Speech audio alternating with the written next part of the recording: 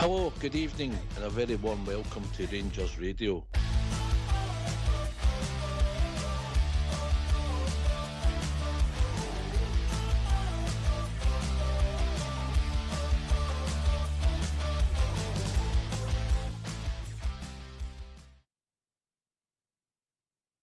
Well, hello, good evening, welcome to Rangers Radio. Join myself, folks. You're on the show this evening. It's the one and only Southside and the boy Backseas Adventures, who are all bare evening gentlemen, and I say that loosely. Southside. Hi, good evening, mate.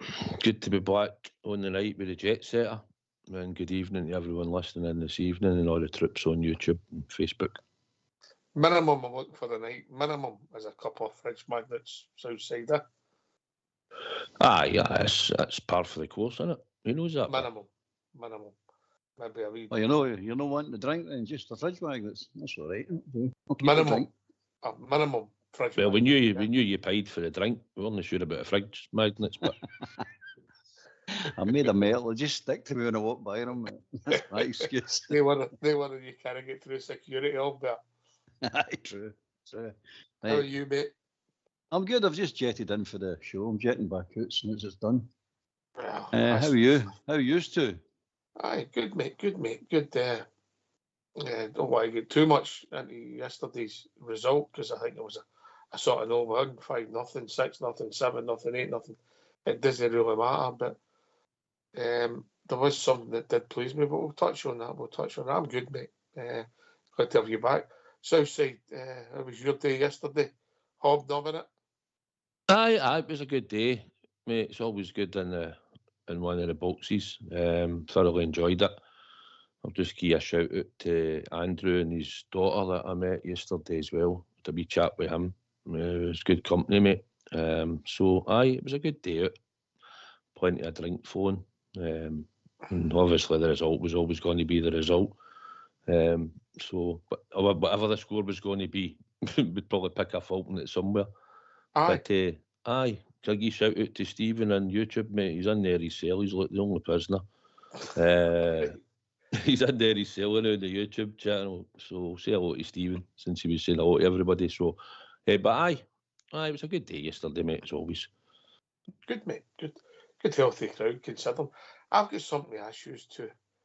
How can we have a game like that? A striker scores a hat-trick and all we're talking about is Dessers, and it started in the first couple of minutes, Albert. I don't know if we've ever had a player that it gets you talking as much for different reasons, mate. It's not different reasons. He does daft things and he does sort of sublime things as well. He's just a confusing player, mate. He really is a confusing player. One minute you go, I keep calling him a bad player. Next minute he runs through the Aberdeen game and slots one away like Messi would do. He's mental, mate. He's just a mental player. But he gives his effort. I'll give him his due. He's fit and ready to play all the time, and he gives his effort. He puts as much effort as he can into a game. Put it that way. Southside, sum up that miss in the first 2 minutes. I don't know. It's one of the ones, isn't it? That was CD9 at his best, or no his best. It went for a throw in. I know. You just couldn't sum it up. If we'd probably scored then, I think it would have probably been a pile-on in the first half.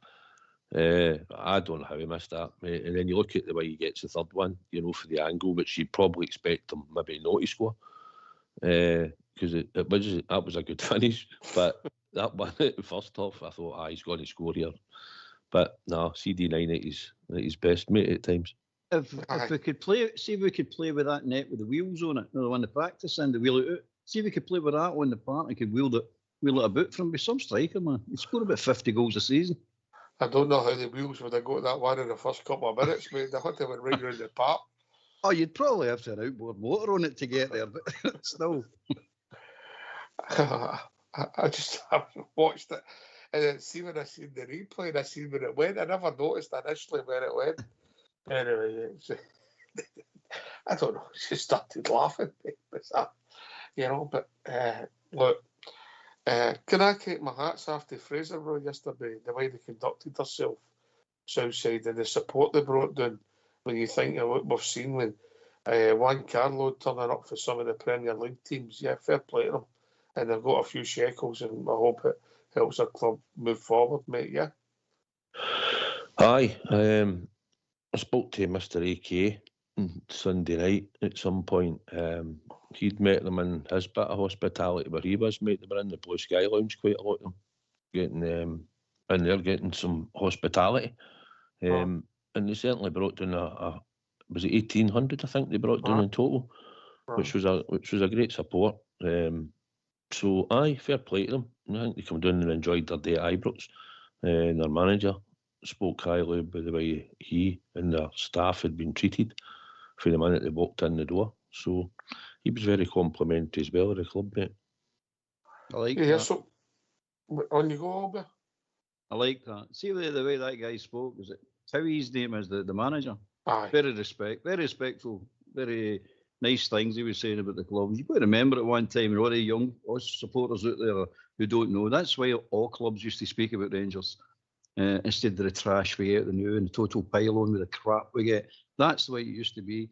Rangers were always thought a great club in this country and always get treated every visitor to the stadium with respect and courtesy.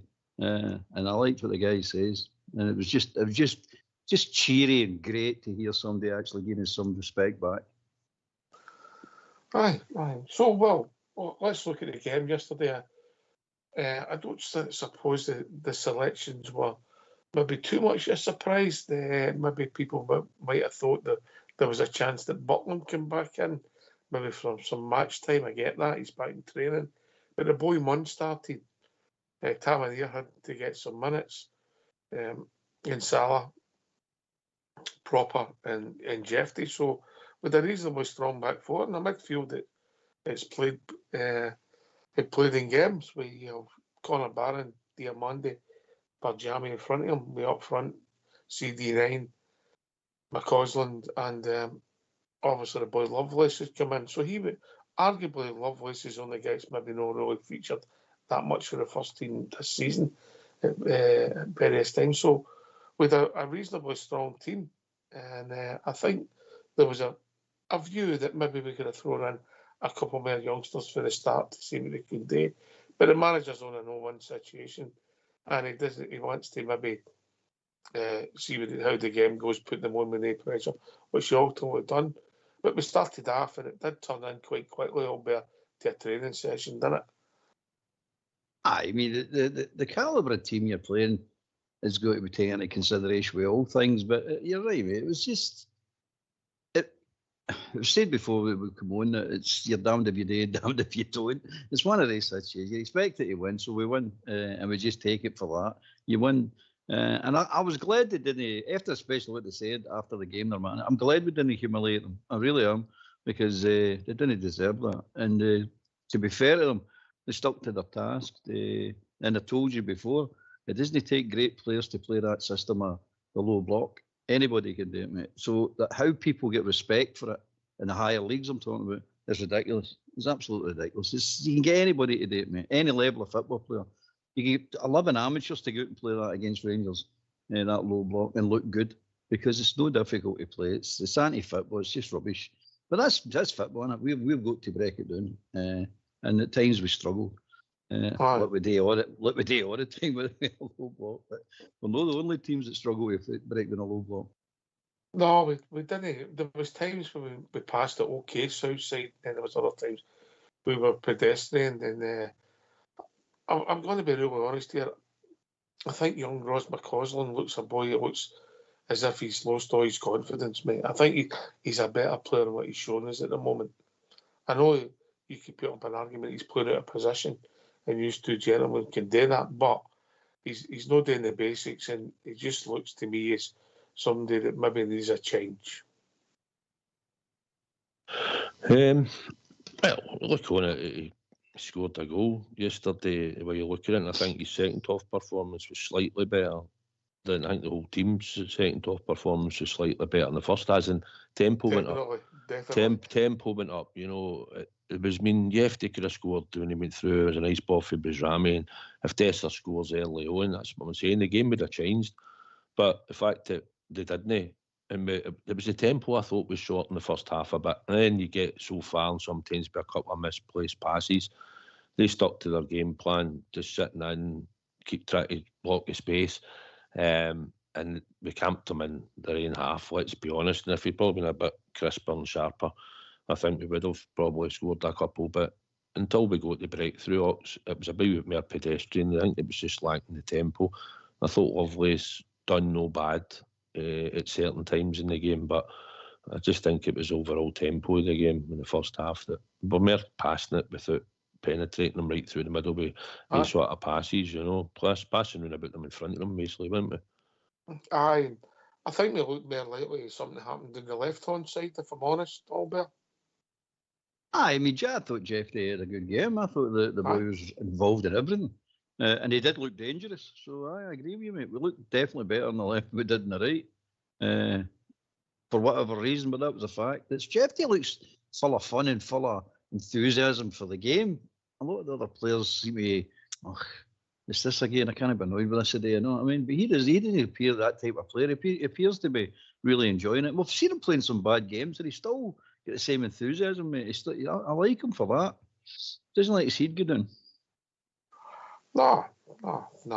So we get to goal, a corner kick, CD9, and you're scratching your head, you mate. You've got the goal, you've headed it in, we've scored for a corner. So you're thinking the floodgates might open. And I think you said again, Peter Dutton, the pace was slow Southside.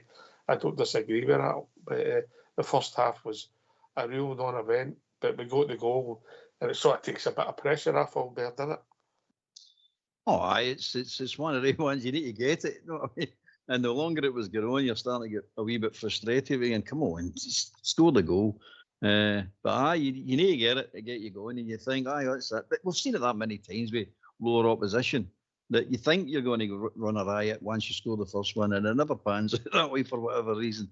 But I agree with you, Southside. It's the tempo. It's all down to tempo. That's not just Fraserburgh, by the way. That's slow block in general. You can't play at that pace. You can't play walking football, and that's what we're doing. But scoring for a corner kick, it took us to a lower league team to score for a corner kick. It's ridiculous, mate. It's just absolutely ridiculous.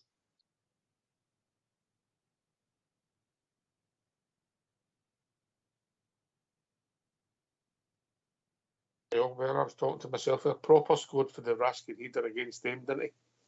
But that's the first one direct for a corner kick. Yeah, you're right. Direct.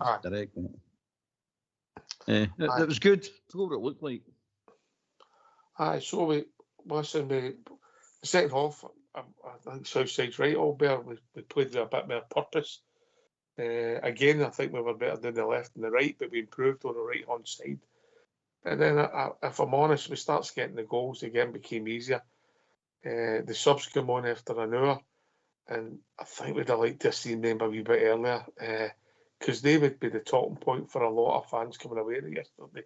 Because I thought they improved. I thought they had pace and physicality about them, and you can see that for young boys, there's something about the two of them. Don't want to say you can judge them on yesterday's game, but basically on that as a starter for 10, it was okay, Albert, for the two of them. Definitely, mate. You can see that they're in the first team squad now. That's a fact. For various reasons, but they're in the first team squad. They need football. You can see they need football. And they need football at that level. And I think they'll come on no end now if they get football. But it'll have to be certain games. And it's no the games that, 3-0 up, 4-0 up, we'll put them on. The days are done for these boys. These boys have got to go and prove themselves now. They're expecting them to come on leaps and bounds. Like Igaman's come on and Jeffrey's come on. Wee Raskin's now up to the level where we thought he was always going to get to. The young boy in Salers come on and showed you what he's got. He's still not ready, but he's still showing you what he's got. So these players will come on because the B team that now is gone. As far as I'm concerned, it's a good thing. It's a good and a bad thing, but we'll talk about it later, I suppose. Southside, was that the talking point? Curtis and Rice, was that in the second half? What they brought, I think, the events to Zach Lovelace, and I know the opposition might have tired. I'm taking that into consideration, but the boy Curtis looked a bit more direct than Zach. And obviously Bailey Rice showed his touches, and he's always looking for that first-time pass. Yeah.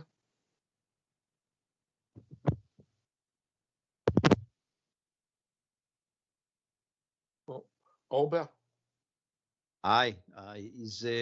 He's got something, the boy Rice. You see it, and the boy Curtis. I mean, I said, but I've watched Curtis from the boys' team, and I didn't realise I thought he was well made, but I didn't think he was the size he is. Because he looked the part yesterday, and I think you're right. I mean, the way they go on earlier, it might have brightened the whole place up a bit and took your mind off a boring game. Aye, because they were both trying to get on the score sheet, and we get the goals. Obviously, there's a bit of deflection with the salary effort. Young Ross McCausland gets a cut back and puts it in the net. And Dessers scores another couple of goals, and I think he's our top goal scorer, Albert. Dessers? Aye. Oh, I know, mate. It's crazy, isn't it? It's absolutely crazy. We're all saying, sell him.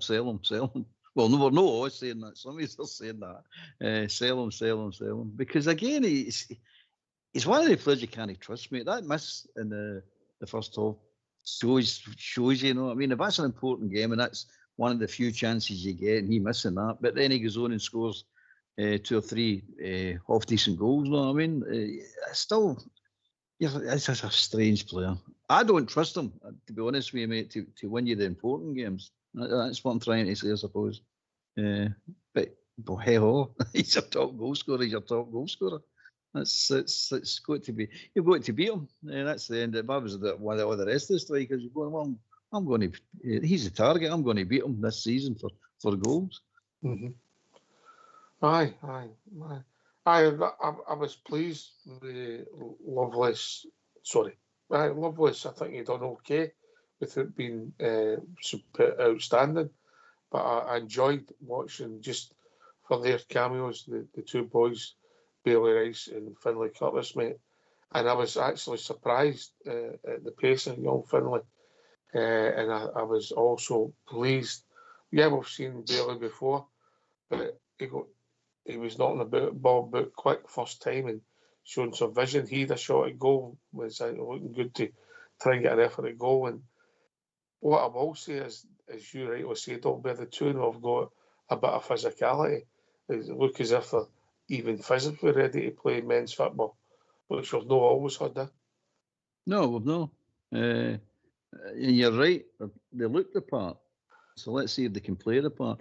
The one about Rice is the good thing about it is he's learning quick, that you've got to play at that pace, you've got to play quicker. I mean, that's Fraser, but it's going to even get quicker again when he starts playing the Premier League and then European football. So he's learning now that you can't dilly-dally like you did in the B team or playing against teams like Fraser, but normally he would slow it down and want to look for the Hollywood pass, but he was playing it first time.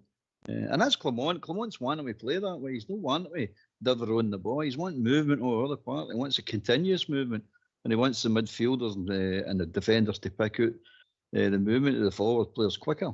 That's what it's all about, isn't it, man? It's quick football, quick accurate passing.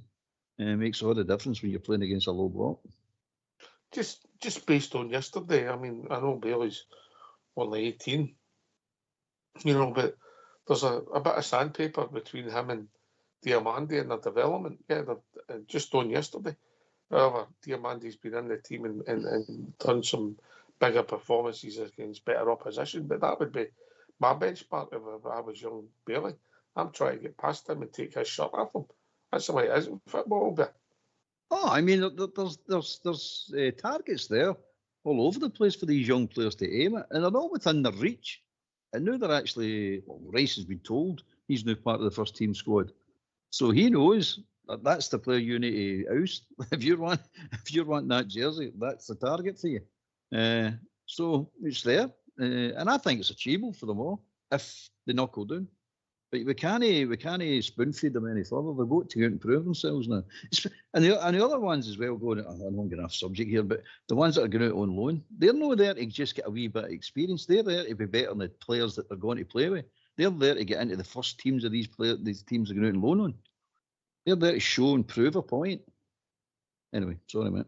No, carry on. I mean, when you take yesterday with Jeffy, his age, and Salah, his age, yeah. Yep. You know, and then even Diamantis and Barron are relatively young, and then you've got Rice and Curtis coming on, and then Zach playing. You know, it's a relatively young team, Albert, and I suppose with the balance we've got it, but guys like Jeffy and that, they're no first team players. There's no if, buts, or maybe, yeah. No, I mean, they prove themselves, mate. They're in their own merit. It's not like, say, oh, there's nobody else to put in there. They're in their merit. And the boys at our academy, for the ex-B team, they need to prove something. I mean, come on. I don't understand them. It's all there for them. If I would get the pure determination on and say, no.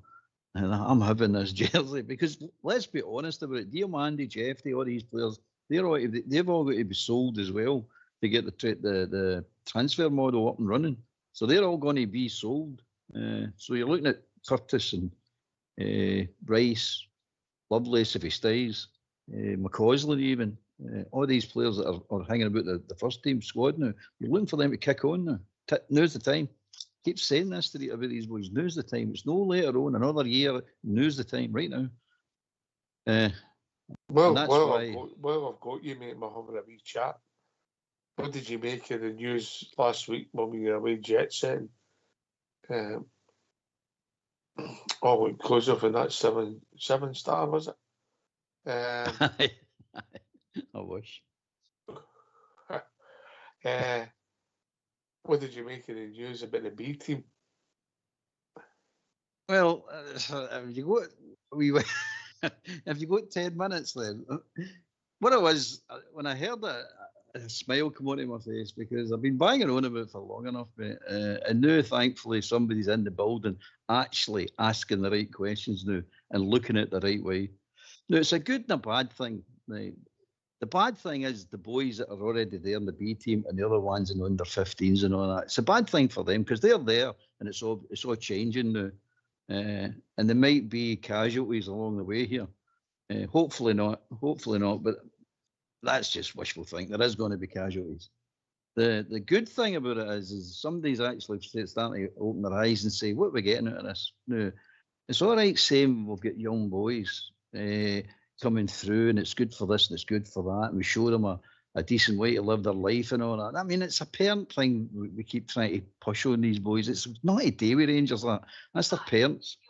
But at the end of the day, I don't know, man, there's a phone going off here.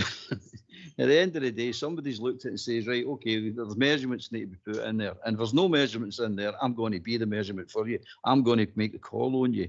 Now, the fact that we've said no, rename our B team, that's fine. That's fine with me. I've not got a problem with that. Because if you look at it, we're bringing Jeffy and Salah, Igaman, Diamandi. We're bringing all these players in for other academies, mate. They're all coming in for other academies. So ours is failing. To prove the point, the young boy Fraser's out in Livingston. He's been at our club, I think it's 14 or 16 years. It's some ridiculous number. So it's took us, say, 14 years to produce a Livingston player. That's basically what we're doing, mate. That's what we're saying here. We've got a Livingston player now. So, and the same as Big Mail down at Kilmarnock. We've produced a Kilmarnock player. Years and years at that academy to produce a Kilmarnock player or a Livingston player. That's not what the academy's there for, mate. It's there to produce players for us. And if not going in for our team, we can sell them on to teams for good money because they're better than the players they've got coming through their ranks. But look, we're doing. AC Milan's selling us in Salah because we've got to buy in better than we've actually got at our own academy. So from that point of view, I'm fine. But one of the most important bits I'm really happy about is somebody's finally woke up at Rangers and realised, and I hope it's Patrick Stewart, somebody's realised that in Scotland, Rangers are in the night. They've tied us into a nice wee box and they're no for letting us out because nobody in Scotland wants to listen to any Rangers ideas or anything that helps Rangers. They've openly said it, mate. They're not even hiding it anymore. They're openly said it. So we need to think out the box now. And the way I'm looking at it is we need to think of getting away from the SFA and the SPFL's influence on the game. I know we've got to play here in the country with our origins. I know all that. But the youth side it doesn't have to stay here, mate. There's no reason to have the youth side of our club. Now, it's our club, just our club, under the SPFL and under the SFA control, because they're no helping the youth football. They're not interested, mate. They're hopeless. They're useless, that mob. They're just get big checks or big salaries. That's all they're getting. They're hopeless, absolutely hopeless. So we need to do something to burst this nice wee neat box they seem to have us in. So if we want, and I think somebody up there is starting to realise that we need to do something completely different here, mate, because it's not working. It's never going to work because everybody in Scotland doesn't want it to work for various reasons, mate. I don't know what their reasons are, but it's definitely not to benefit anybody but themselves. So we need to look after ourselves.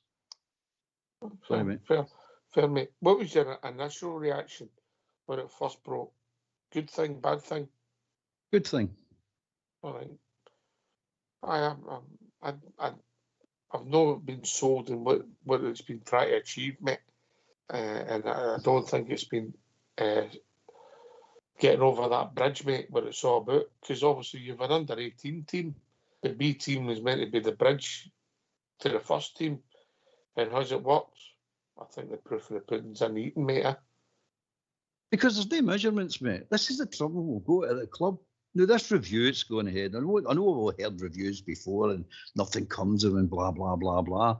But the review's there for one simple reason. You've got to look at every aspect of the club, every department of the club, and every department has got to be not just practical, they've got to be profitable. They've got to play their part, whatever part that is, in the first team success, which in turn brings better sponsorships, which in turn means more money, which in turn means you can buy a better calibre player, or you can invest it in youth players coming into the club when you need to bring them into the club. But at the moment, nobody see. It just seems to be one big jolly. Oh, we're signed for Rangers. I work for Rangers. What do you do? Oh, I just work for Rangers. I mean, I just see hundreds of people working for Rangers. Honestly, you couldn't say what any of them do. And how do you know if they're doing a good job? That's another thing. Well, the team's not winning any trophies. Well, not very many trophies. And the women's team are not winning very many trophies either. And you're looking at the boys' team and you're going, well, there's no team, no league for the boys to play in anyway. So you're not developing your youth. So what's success to all these departments? What does success look to you? So from my point, it's money. It's just got to be money, mate. Who's making money? Who's making the biggest amount of revenue for the club? And that's the way I think Patrick Stewart. I know it's hard and I know it's no football, but it's got to be done this way because we're restricted in the ceiling on Scotland with how much you can earn and the TV money and all the rest of the crap that goes on in football at the moment. I mean, Harlan's deal alone, look at that. That just tells you football is just blown out the water and it's gone, mate. Aye. There's something funny about that, mate. There's something funny, I think. They're maybe off on a way. They're going to start getting on the new rules, mate. Yeah, but that's just my gut feeling on that. I've not looked into the depth.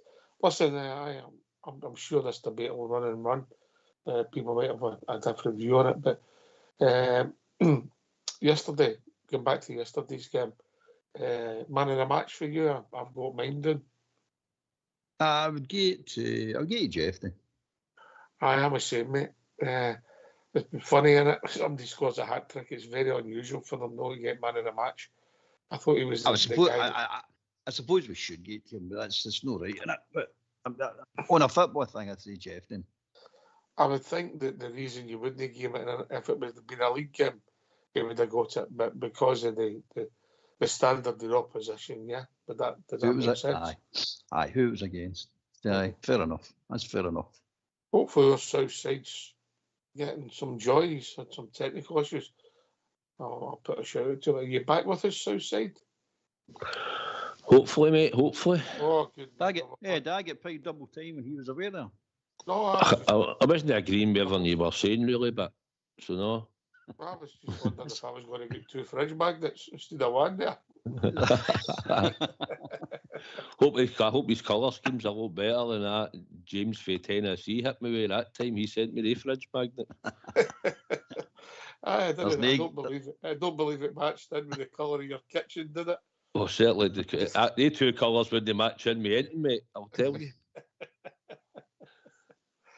I think the last time I came to which I couldn't answer, I think you asked me about Finlay Curtis and Bailey Rice. I think if you probably watched Bailey Rice yesterday a couple of times when the ball was coming to him, I watched because I knew his heat was up. You know, he was looking to see the next pass going forward, even when it was coming to him short. I thought Finlay Curtis came on and played 2 lovely passes in the game through to Dessers. And it was good to see him get a wee bit. I'd love to have seen him get a wee bit more game time with a couple of pots at goal and all. He wasn't shy that way. So no, it was good to see them, Lovelace and Curtis and Bailey Rice and Enciala continue getting game time. But like I say, it's down to Rangers in the academy. They're keeping the under-18 team, Albert. You'll stay in that. They'll play in that league, the under-18 league. It's when you can't play for them. That's the difference. They'll need to go out on loan probably and get the experience and probably get tough times out there and all when other players are having to pay some of their, if they get a bonus or anything for mortgages and all that, and if they're doing the leagues, they'll need to go and battle and learn that way as well. They'll break their home comforts, but hopefully it'll develop them to come back, or else. No, that's the bit I was trying to say, Saud, about the coming away for the SFA and SPFL influence. When they play, have the under 18s, that's the way it's going to be. The CFA 18, they only can play up to 18, obviously, right? The 18 to the first team.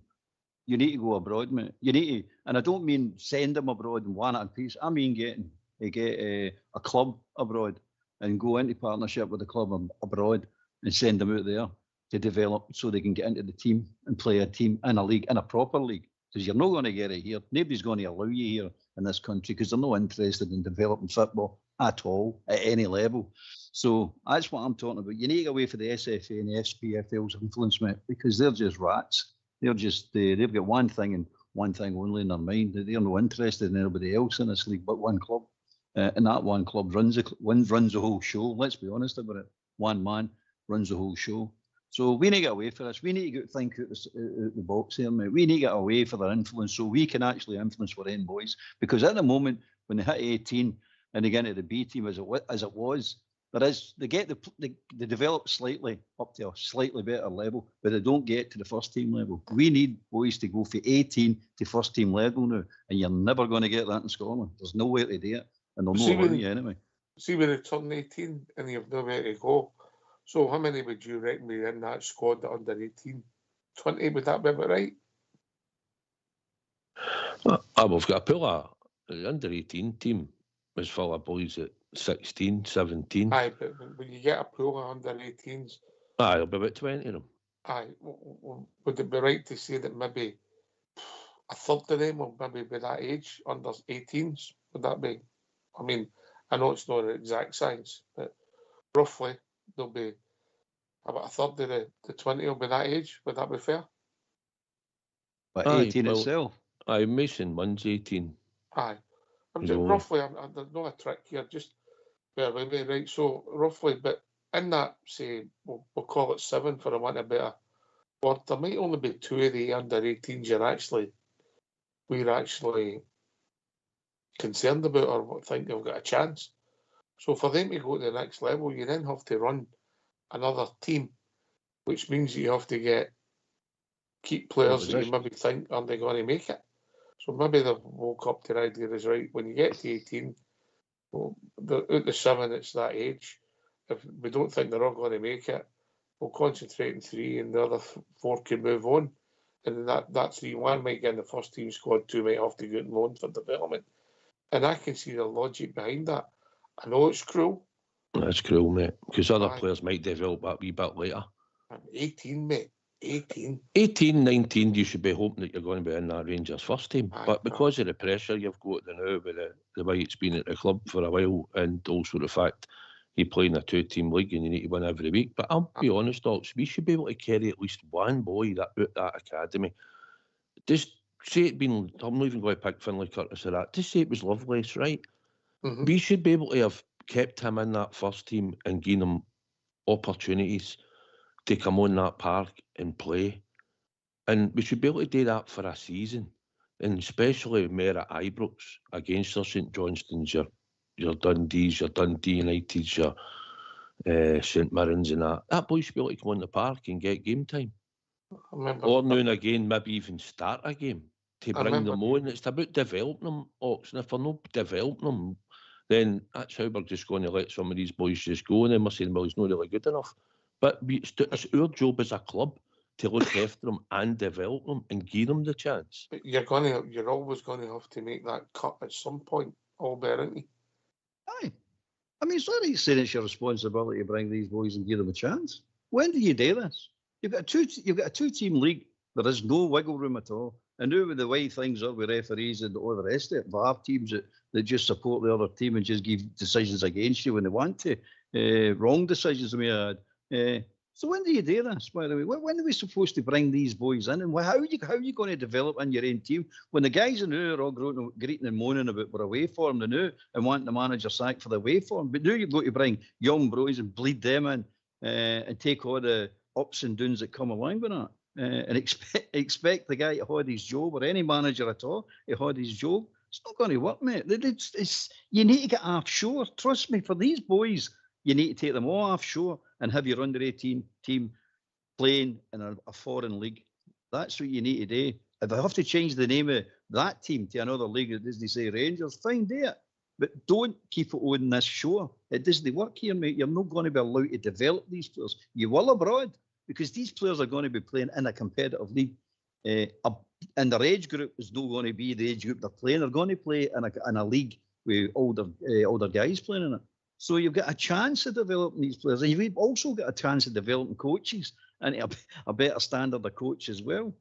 But at the moment, we need to think out the box, mate. It's not going to work the way it's working now. It doesn't work now, but it's not going to. You're not going to develop players. It's impossible in Scotland to develop players. Impossible. Hearts and Aberdeen and all them can do it, but we can't do it. We're expected to win the league, mate. We're expected to win the cups. We're expected to run in Europe. We're expected to get into the Champions League. We're expected to compete in the Champions League to a certain level. That's what we're expected to do. These boys are never going to get to that level for 18 unless there's something really exceptional. And if they're exceptional, they're away down to London or away down to England, sorry. I better shut you two up. I forgot. We better get these phone lines open.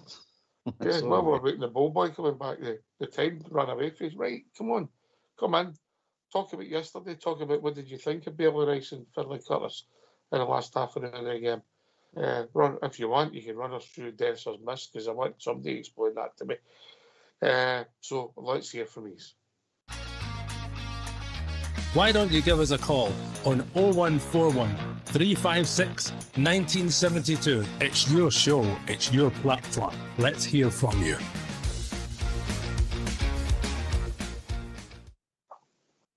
Listen, I've got some sympathy. There has been times. I remember at Hampden when after the game I was way southside and when we beat Ross County 6-0, he was going mad.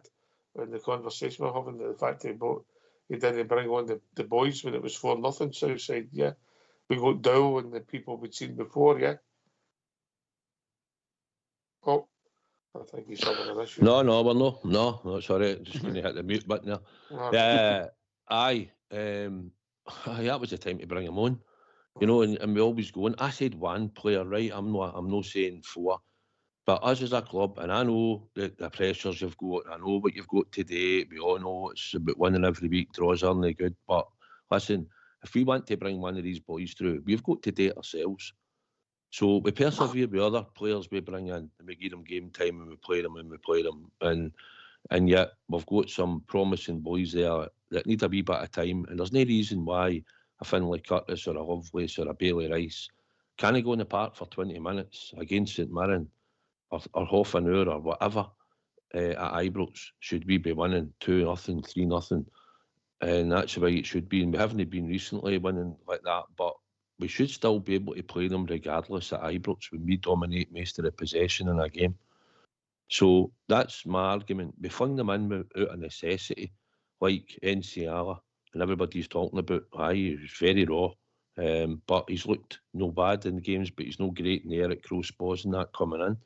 But then again, he's had a good left foot shot. He put 2 good crosses in the other night and he assisted by 1. But we only know that because he got flung in because we had nobody else. Same as we flung McCausland and Lovelace in because we had nobody else. Okay, McCausland's took a dip. I get that, and that's what can happen to young players. But we played him. He played a lot of games, and he's also scored in Europe for us and stuff. So he's made progress to a point. But at the moment, Tierney's a far better player out there than him, so he isn't going to get playing. But you should still be able to find a place for a Finlay Curtis, a Bailey Rice, and one of these other players. You can, and even Robbie Fraser at a time should have had a chance when Borna was getting ready to go. We used to be giving them the odd game time. It's about trusting them and playing them. If you're not prepared to trust and play them, you're never going to know how good they are. And that's been my argument all the time. It's just about, oh, they're never ready. But we'll expose them to it and let's see if they're ready. Expose them to a bit of it. Because otherwise you're not going to know. If you want them exposed to anything, they're a rank club. See what I've done there, Robert. Yeah, I did see what you've done there, mate. But this is we're talking at cross purposes, mate. Because what you're talking about is one player. What I'm talking about is a whole batch of players, a whole team of players. I'm talking about developing the youth, all of them, no one player. 20 minutes and half an hour on a game doesn't develop nobody. You're never going to develop into a proper player doing that. And we've tried it. It's all been tried, mate. It's just doesn't work. It's if it worked, we'd be awash with players. But it doesn't work. And Salah's in because of necessity, mate. That's why he's in. Same as probably McCausland. He's in because of necessity. But Jeffrey's not in because of necessity. Egerman's not in because of necessity. These are good, talented players. And you can see they're good, talented players.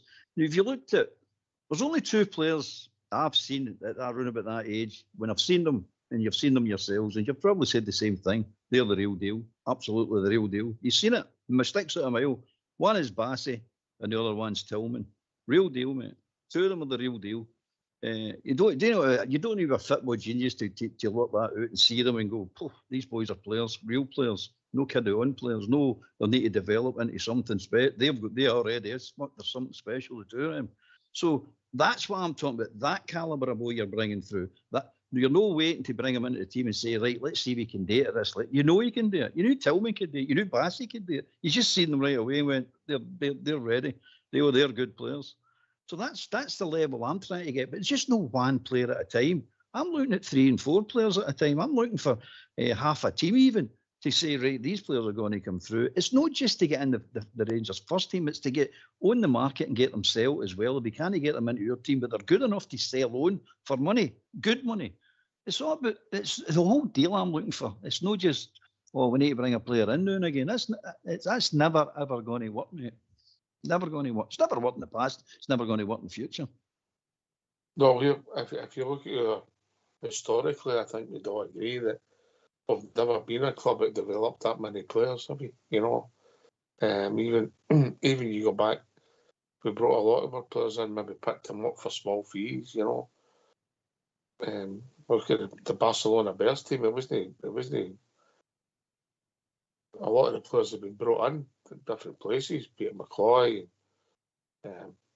Colin Steens, and boys were brought in from different clubs and all that. But the game's changed. Cohen came through, didn't he? Aye, there was some come through, but historically, I think we've been a club that didn't develop rather. No, we're a buying club, mate. We're a buying club. But it's interesting because I don't know if there's an obvious answer, because the thing that you've got with taking South Side so point that somebody might be just, he turns 18, he's nearly 19, you think he's not ready, and then all of a sudden 18 months later he turns into Calvin Bassey. Yeah, because let's be honest, if you think back, I think it was the League Cup time. Was it League Cup time?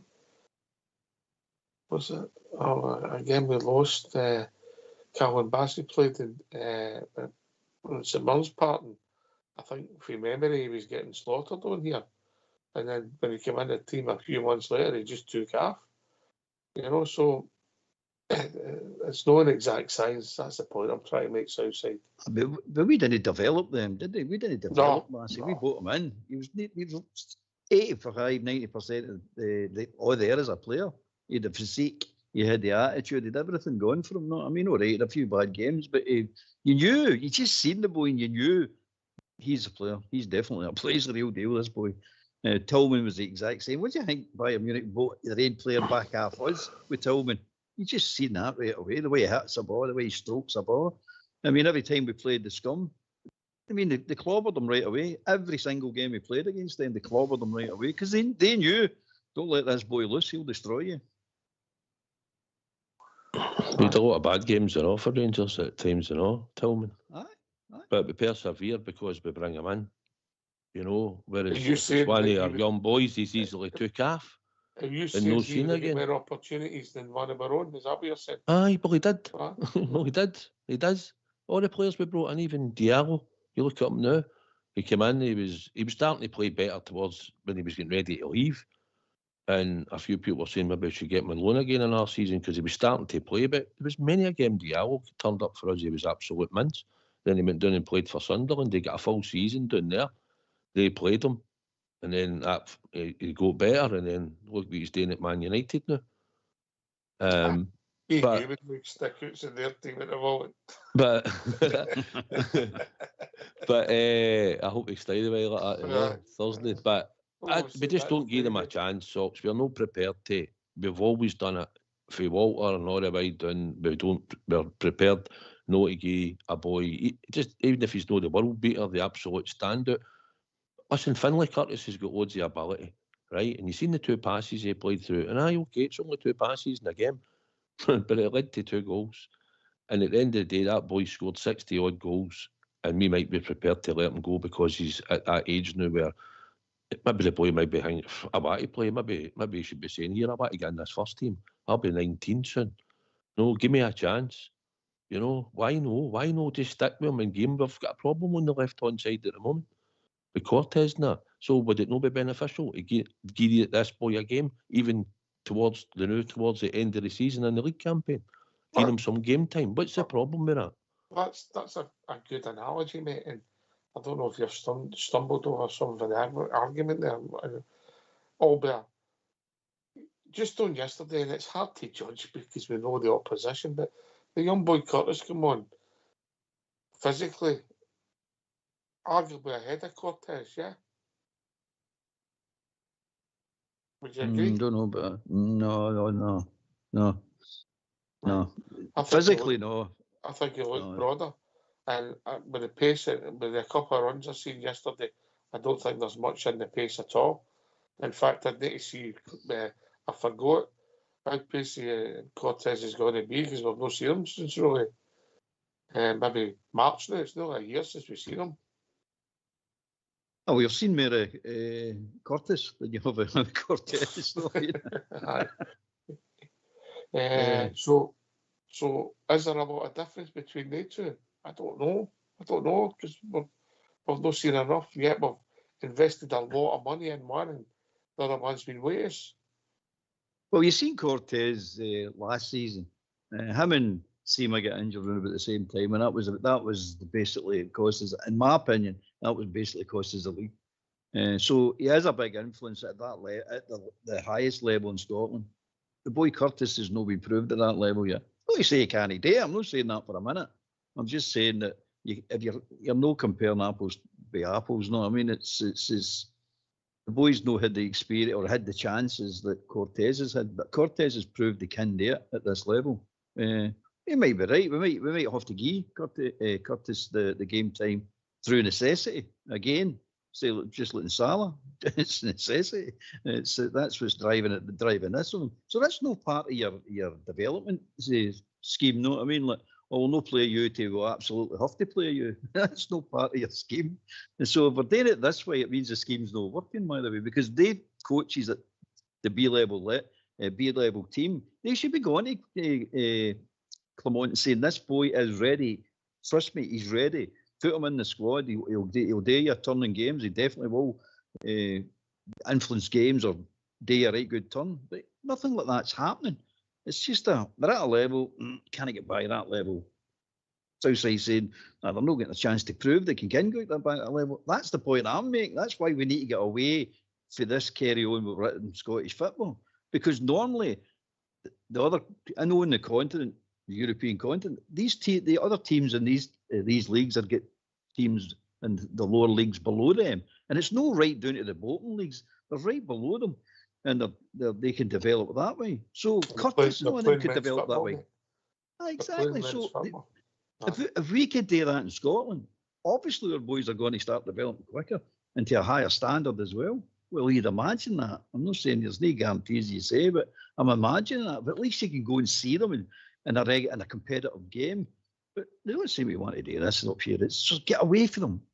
We've battered our head against the wall long enough. Try to be everybody's pals. Try to lead Scottish football. Scottish football is happy to dwell in its own crap hole. Leave them to it. Let's come out, think out the box and do something different here with these boys. If you want these boys truly to come through, let's take them on the continent. Let's get a team, get them playing competitive football in the team with the right coaching and say, right, here you go. Once you hit that 18, 19, we're seriously looking at you boys to come into the Rangers first team. Tell them that. Tell them that they're away for their mammies and all that. So they'll have to develop as men as well. They'll have to take care of themselves. You know what I mean? But they might just listen to what I'm saying here a little bit. Listen to my words. They might be able to iron their shirt. Oh. All right, we'll leave it at that. Yeah, we'll leave it at that. Aye. It's not the club's it's responsibility to get somebody iron a shirt. Or bake a cake or make your bed. Right, we'll leave it at that. Listen, Southside, I think you've got somebody sent you something you want to discuss, mate. I think Billy Dunn, I get sent a message. Billy Dunn asked us on the Facebook page. He was saying that if we sell Dessers, we'd have to get a replacement, and he thinks that people would probably want Shankland. And what he's saying is he thinks Dessers is a better player than Shankland. At this moment in time, so it wouldn't be for him. He said Shankland wouldn't be for him. At this moment in time, Dessers' record is better than Shankland's in this season. You know, he scored more goals. Has he got a better touch? Does he lead the line better? Who scores more goals is up for debate. Yeah, but listen, he's talking to a potentially third choice striker. You know, but it's a fair question, Albert. Well, I mean, this is everybody's trying to tie Dessers down with another player like Shankland. It could be a completely different player. If you get offered the right money for Dessers, he's going. It's simple as that. I don't care what Clemont's saying that he needs to get a player of that quality in. It's nothing to do with that. It's got everything to do with money, mate. And if you get the right offer for Dessers, he's going. Same as we get the right offer for Butland or Iggaman or Jeff or any of the players, any player at Ibrox, the right money comes in, they're going. And it's let's just get our heads around that right away. So it's not about who you like and who you don't like. It's all about money. With Dessers, mate, if you agree at the moment in time he's your third choice striker and you're paying him allegedly, but we're paying him, mate, you've also got to get him off your books for the wage bill because you're not getting enough bang for buck, mate. Doing for money. That's what I'm saying. It's doing for money, mate. If you get enough money for him, or you get him off the books for that very reason, it's money, mate. He'll go. For they two reasons combined, he'll definitely go. But if you only get one reason, he'll still go. If you get a transfer fee from like, you're going. If you don't get a transfer fee, but you can get him off the books to reduce your wage bill, he'll go. He's going, mate. That's what I say. He's going. It's some question. It's a loaded question because this time last year there's no debate, is there, with the season that Shankland was having. You know, he was scoring goals and making things happen on the pitch. And this season, well, I don't know if it's because of the uncertainty in his career or where he's gone. I don't know, mate. He just doesn't look the player. Would we sell Iggaman and push him up to second choice? Keep Dessers and push him up to second choice. We do want that to happen. You're breaking up there, Albert. Can you say that again? He's breaking up there, Southside, wasn't he? We just said on Sunday when he scored his hat trick, we thought, well, hopefully that'll put another zero on his transfer fee in time. Because for whatever reason, listen, we can laugh and we've joked about it and we've seen the good, the bad of Cyril Dessers. So he keeps attracting attention, and it looks like there's a few clubs looking at him. He wants to go away and play football, so fair testament to him. And if it gets us a transfer fee, a decent value, which I think we'll get decent money. You asked me the question before. I said 4 million. I said, so if we can get anywhere near that and him off the wage bill, and it allows us enough time to go and get a target that we might be looking at now, then so be it. And at the end of the day, we'll get him off the wage bill. He scored, 13 goals this season in all competitions, I think, round about that. And he scored 20-odd last season. So you can't say him further than that. I'll put it this way. Dessers, Matondo, Dowell and Lawrence, get the 4 off the books this January sale. I think they're doing a great job. And promote Curtis, Lovelace, Rice, and Salah in the team instead of the A4. I would do that in a minute, mate. In a heartbeat, I would do that. Get rid of the A4 off the books this January window. If we get money, he's up to 16 this season. Dessers Southside. Carry on, Albert.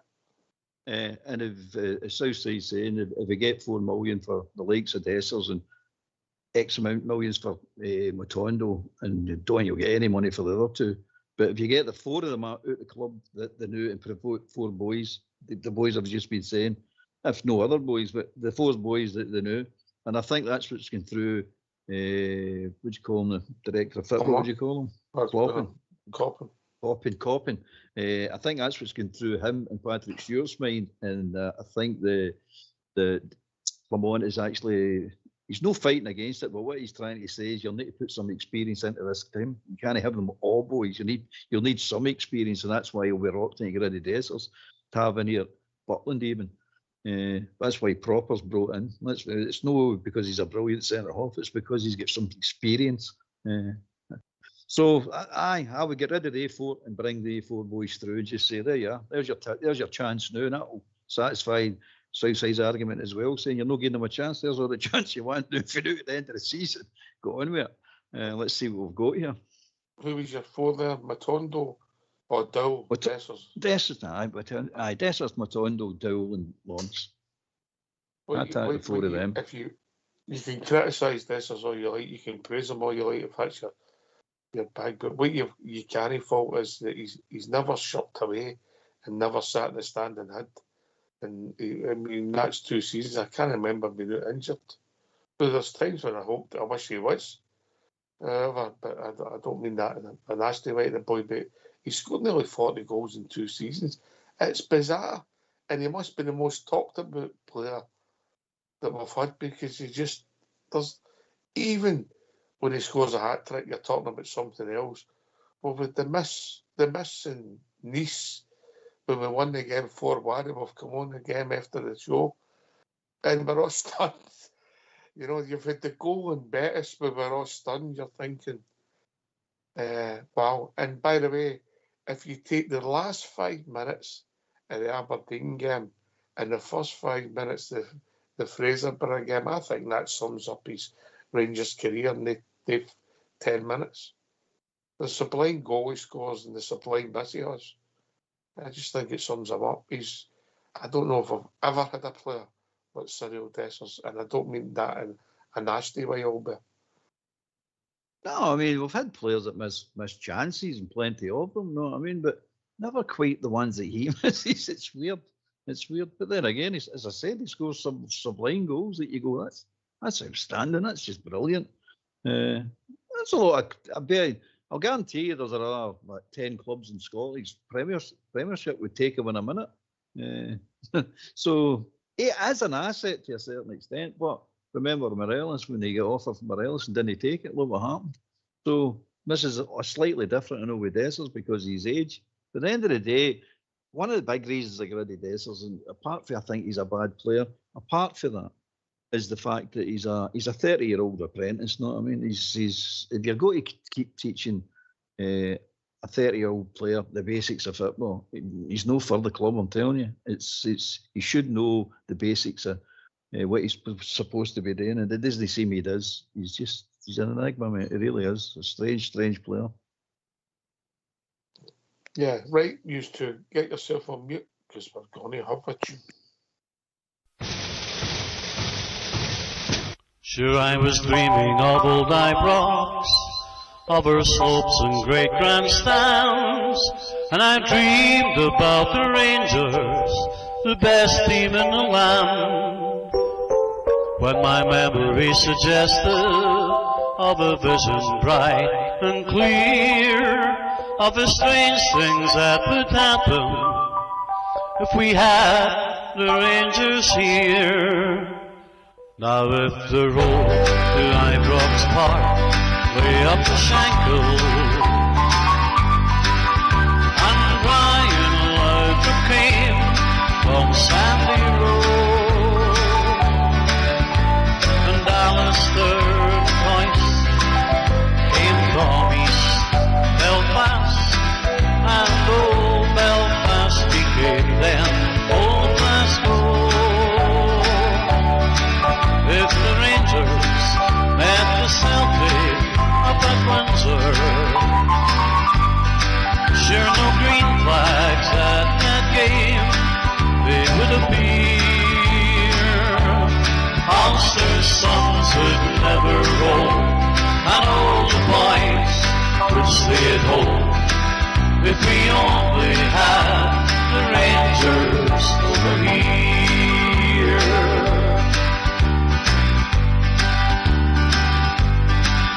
I dreamed about her Ulster man who wore the shirt of blue, Bertie Manderton, Sam English, Norrie Hamilton, McCandless too.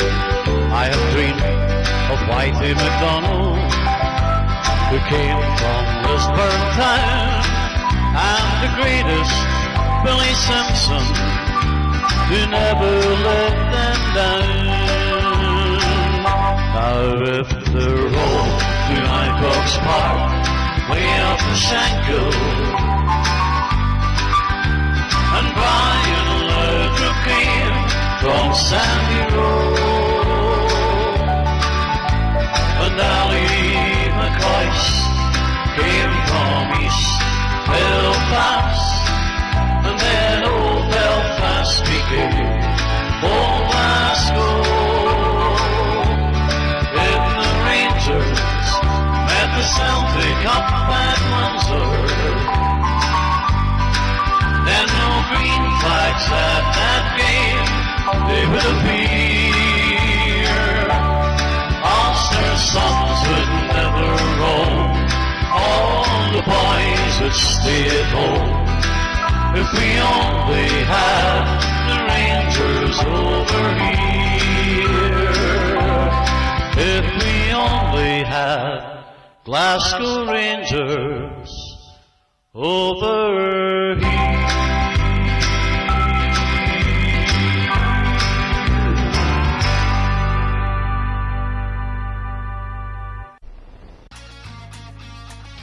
Why don't you give us a call on 0141 356 1972? It's your show, it's your platform. Let's hear from you.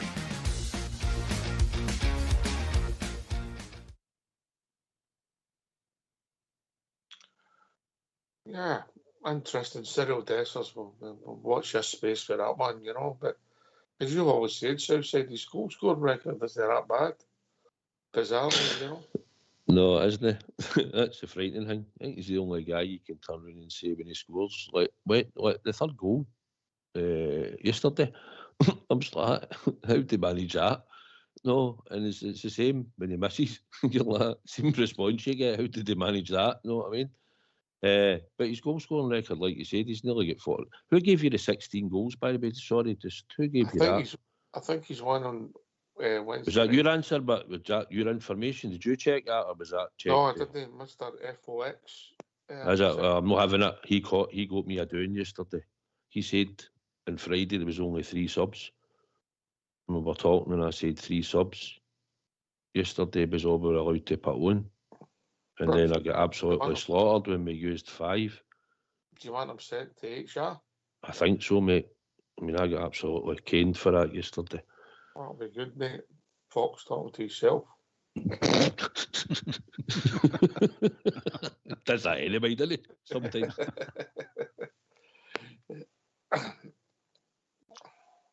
we could get him tested. He might have read something wrong on Friday. A wee appointment to the opticians or something, do you think we should get him? No, just tested. Anyway, aye. What you got to do, did you? But anyway, I think that did say that when he went level with Eggman, when he scored his goal and Wednesday against Aberdeen, and then obviously scored 3 goals. So that takes him on to 16. But I will check it out just for you. Look, come and join us, give your thoughts. We're going to start slowly turning our attention because, look, it was Fraser in the Cup. We'll keep a look at, see if we get a draw in the next hour. Should be through. Yeah, hopefully before 10 o'clock. The draw. Aye. We should have a draw for the Cup. Obviously, we made a signing. I don't know a lot about him. I don't think he's played that many games for you. He looked an impressive young man, and he's welcome at the club. You know, the videos, but all the time I'll say we did need a centre-half body in. Maybe not urgently because in salary picked up and maybe surprised a few is all better. He's done well, surprised a few years, let's be honest. We needed it. Disregard who's picking up or who's coming back, and we still needed a centre half, mate. It was just one of these situations. Now you'll find that everybody will be fit within the next 2 or 3 weeks, and we're awash with centre halves now. But that's a good thing. It's a good thing because you always need, in my opinion, you need 4 or 5 ready to play centre halves, and I mean experienced enough to play. So, and Sal's getting valuable time right now, and long may it continue because the boy looks like he's going to be a player. I think that anyway. I always said he was going to be a player. I just didn't think he was ready for his level yet. But he's proved me right. I'm happy to say it. He's looking good. He's looking good.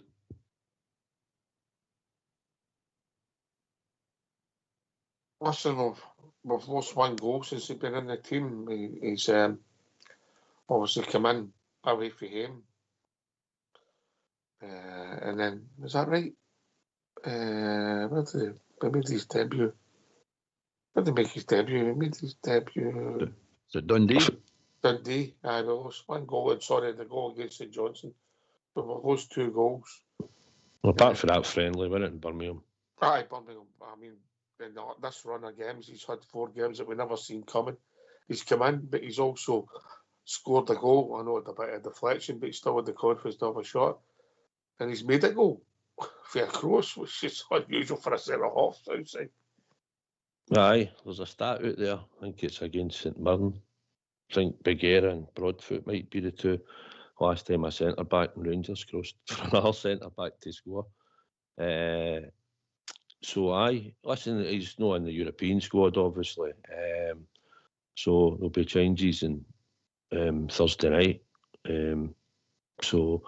But aye, he's been flung in, and he's not really looked out of place. You could say he's not really been tested. Probably Dundee's probably the one to get more tested at than any other games that he's played, including Aberdeen. But it's just refreshing to see him in there, Ox, and getting a bit of experience in game time, and then we can see the next time he comes back into the team whether he'll be trusted to go in at Tannadice on the Sunday, because we'll maybe change it, or else we'll see the next time he gets a game in the Rangers team going forward. But like Albert says, it'd be good to see if we could give him some game time. But with the new guy coming in, Raul Fernandez,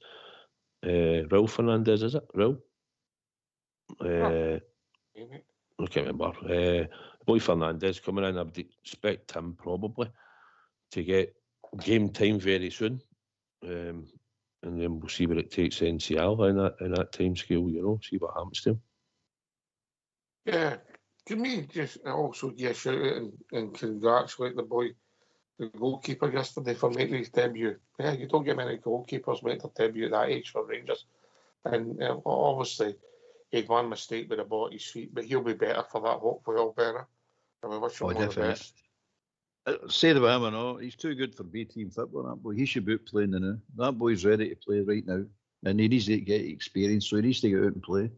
No use sitting him on the bench, 18 years of age. He's not going to learn nothing there. And goalkeepers especially, they need playing time. They never learn nothing but no playing. As most players, I suppose, but it's too good for the B team, mate. Too good. Good. Going to be a great keeper, that boy. Well, he's got the potential, he's got the physique, he's got to build out, he's definitely got the height, and we'll see what it takes him. We wish him all the best. And Southside, you've made Nyala this evening. So a big shout out once again in Nyala, who's that old man had to put up with Southside yesterday. That must be due. He must be due another complimentary box ticket for putting up with you yesterday. That was good to see Nyala yesterday and her dad. So I probably catch up again in time. Never know. Aye, yeah. Aye, so listen, we're talking about these young players, and obviously Raffles come in. I don't know where we'll see him. These things don't always happen overnight. We might have been working on it for a few weeks, and then and Salah was going to come in as mad as it is all better. Oh, that wasn't planned, mate. There was none of this planned. It's I mean, I dare say there'll be some coaches up there wanting praise for it and saying, I've done a great job here, but none of this is planned. It's just happened this way.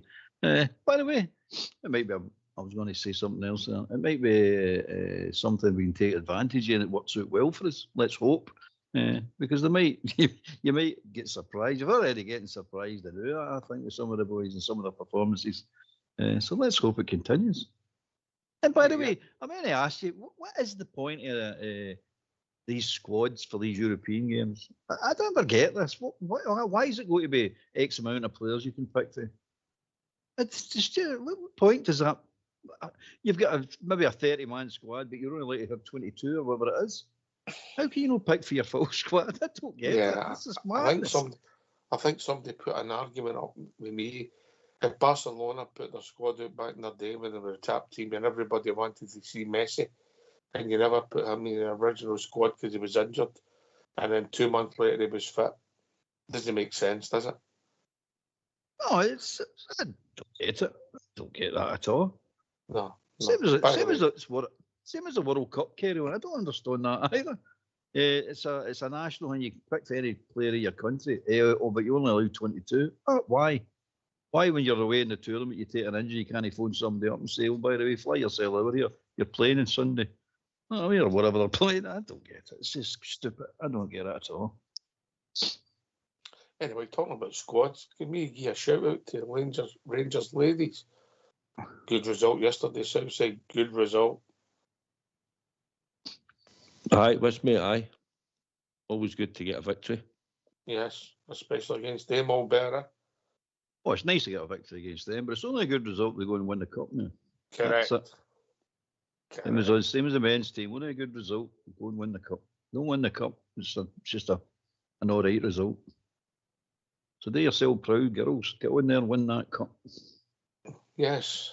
Was that a semi-final or something yesterday? Yeah, semi-final against them, mate. That's us through the final. We play Hibs, mate. All right. Good. Sound familiar? Aye. Listen, hospitality yesterday, you know what I mean?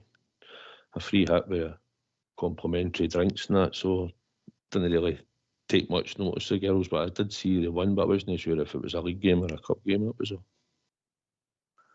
No, semi-final of the cup, mate. Scottish Cup, try to retain it, mate.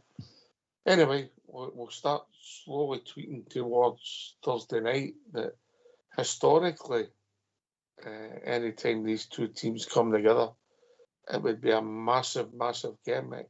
Anytime, Albert. The trouble is with this setup, it's no a knockout game, it's no a group game, but it has that much influence. Both teams could do with the points. It might still not dictate where we're going to finish in the group because there's still an hour game to go. But historically, it's a massive, massive game. It's a massive game, of course it is.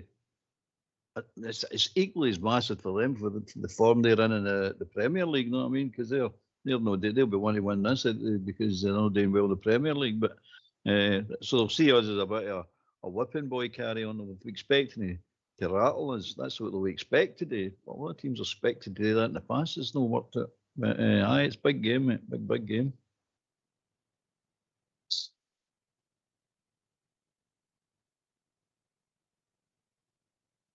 People mute will say again. we're getting them at the right time, Southside, but listen, there's still the two leagues. There's a difference, but however, we've showed against Spurs, whose form's not particularly great neither, that we can compete. And hopefully, we can take that into Thursday night, mate. Aye, well, certainly no doing so well. It's taking that manager a bit of time and all, and set out the team and whatever he's doing. But at the moment, I just look at we've done well in Europe.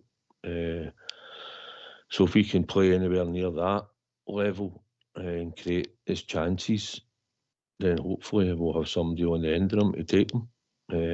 Really looking forward to it. It's going to be a bumper crowd down there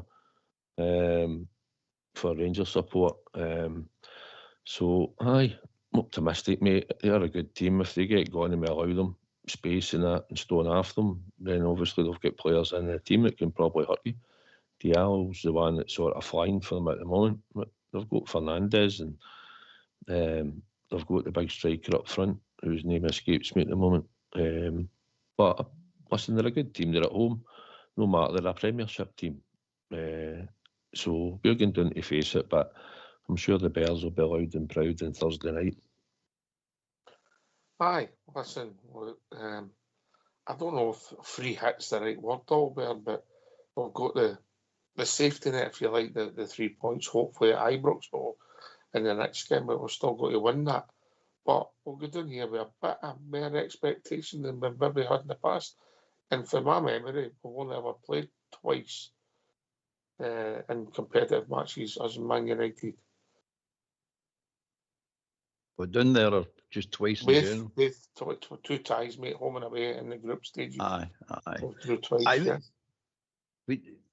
People talking about getting them the right time and all that. I mean, it's Southside say they've got some quality players. Let's not kid ourselves on. They'll get through a rough time, they're going through, but it doesn't make them a bad team, mate, because they're in a competitive league down there. I mean, something that's new up here, it doesn't happen up here, and they competition up here at all. So they're in a competitive league with some real quality players. Let's not kid ourselves on here. They can do damage to you if you're knowing your game.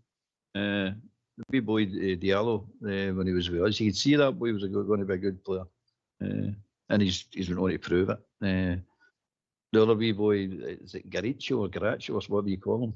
He's a rare player, and a blonde-headed guy, or dyed blonde hair. I think doesn't matter. He's some player. He's a great player. And then you get greeting face in the middle of the park who just wants to referee every game. So aye, they'll get real good. We need to be top of our game. Really, we really do, mate. Aye, the individual players. And if you get a chance, we're capable. You take it, mate. Oh, we're capable, mate. Let's be honest with you. I mean, we've done it before in Europe. It's no fluke. We're capable, more than capable of doing it. But top of the game, mate. Top of the world. Aye. Yeah. Listen, it's going to be interesting. It's also going to be interesting what the team's going to be, Southside. I was talking to Big Leon Balogun, and we were saying to him, hope we'll see you on Thursday night when we're down there, and he seems quite hopeful talking to us on Sunday. So I'd like to think that he'll make it, and I think he'll be beside Robin proper. Ox. I hope that wasn't an omen, Southside, on Sunday when he put Tav to centre half. Biggin thought I don't fancy that. I'll tell you that. I think the Biggin will be out there on Thursday night, but it sounds it. It's my thing is, I'd like, if he couldn't be, I'd be asking where's Sterling, but aye. And ideally, I would really like to have went with Sterling at right back, Not a thing, mate. Nobody's really asked them the questions sometimes when they're going to these press conferences. No, they're away asked them other things that they're too busy. It's not really, as you say, sometimes if you heard these questions, that's one for Patrick to answer, that's one for Patrick to answer. So that's the questions they're asking him. They're not saying, Sterling, what is his injury? How long do you think it'll be? He's back. No, nobody's really asked that question. Aye. Listen, I don't like when they give you an exact date. It'll be back in 4 weeks. The injuries are not always that simple. Some guys make it in 3, some guys took 5, you know, and if you don't make it in 4 weeks, people get a bit jittery. But I'd always like to know if it's short term or long term, Albert, if that makes sense. Well, some guys make it in a week, some in a month, some in 3 years. You know what I mean? At Rangers, it's some of them are still on the injury list after 10 years. You know what I mean? I think we're still players in there. True word said in jest, mate, if you're honest. It's true, isn't it? It's just set. They're letting him set himself up later on. Oh, you said this, you said that. In his early time at Rangers, Clemont's done it.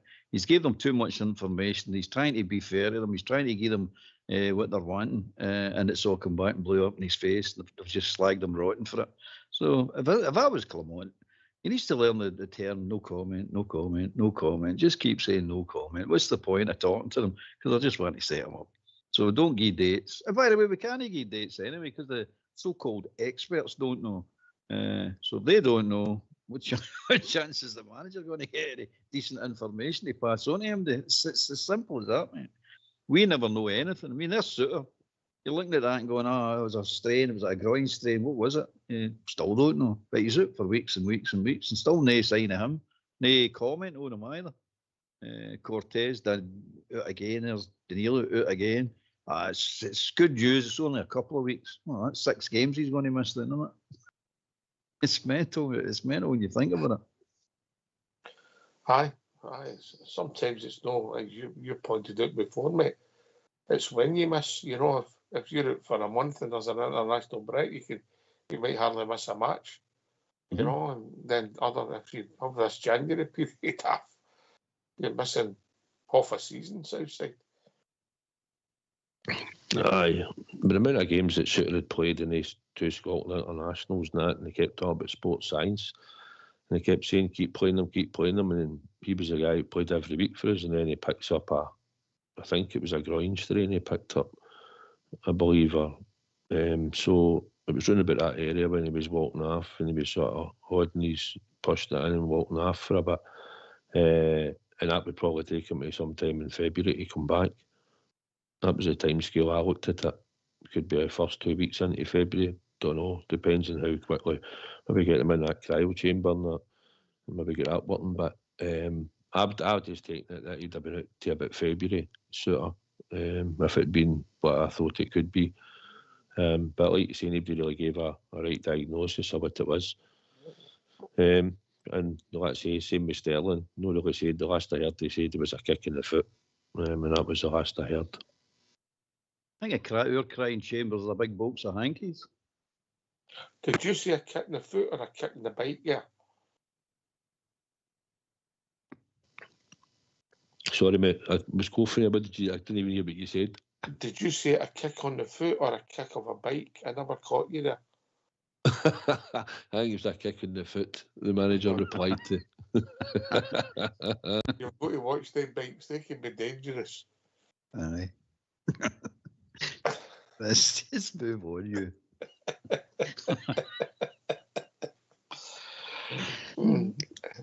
No, what we No, tell we're it, not biting, we're not biting, no. No, don't tell it, no. No, what happens in Vegas stays in Vegas. Okay. All right. Fair enough. I'm not a clipe sometimes. If you tickle me, I'll tell you. Aye, listen, it's going to be interesting. You never know, someone might appear. You know, bizarre as it is, it's funny, isn't it? When a big game, some players appear, you know, but it looks as if Liam Kelly's going to be in goal, doesn't it? It looks that way, and then if you're looking at it, what he's done to get Tam back, he's going to start again. I don't know what you are thinking. Albert. I think you're right with Tam. I think he's going to definitely start. Butland, I don't know. Was he not training? Southside, you know, say he was training. No, he's back training. He'll probably start. Mate. I don't know if I was Butland, I'd want to start. You get in there and we take a heavy defeat. The eyes are going to be on him. Say, wait a minute, would have done that with Kelly? But equally, if Kelly, we take a heavy defeat with Kelly's, and I'm going to say, shall we go play Butland? But anyway, it's I think Tab will start, and I've got a feeling Butland will start. If he's fit, he'll start.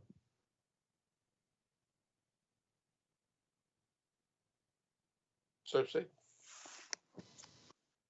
I expected probably Jack Butland to start yesterday, just because I didn't expect a lot from Aberdeen, and I just thought getting back on the park, just organise the defence. He might have one or two things to deal with in the game, maybe, but just to get him back out in the field.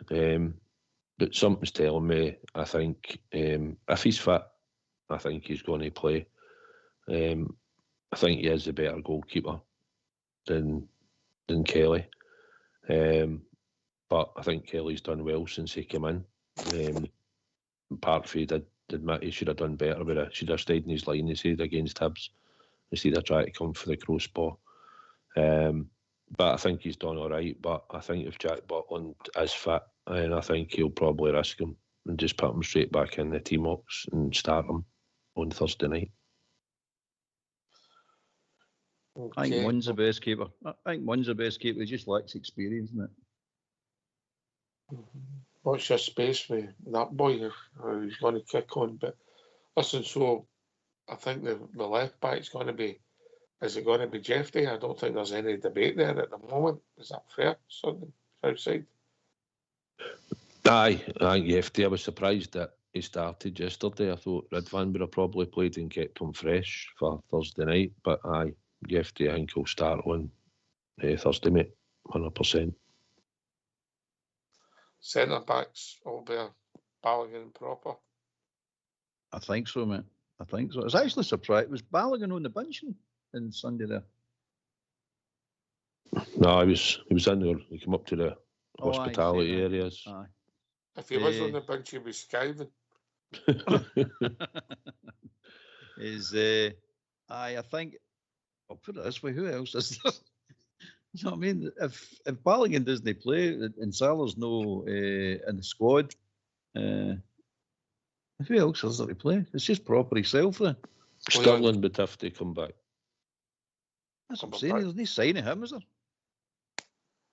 No, I've not even seen if he's been training. So we move on to midfield. I think obviously Raskin got to start.